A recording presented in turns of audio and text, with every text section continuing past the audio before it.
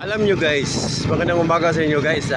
Alam nyo guys, itong pagtatrabaho ng SPX ay para ka lang namamasahero ng tao.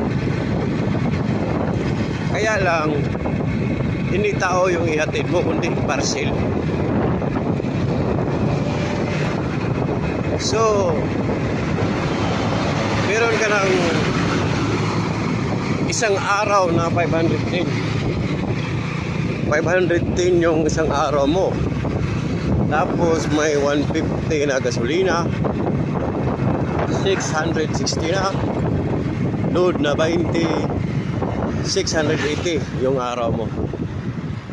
Araw-araw yan patid para lang yan na mamasahero. Pero yun lang.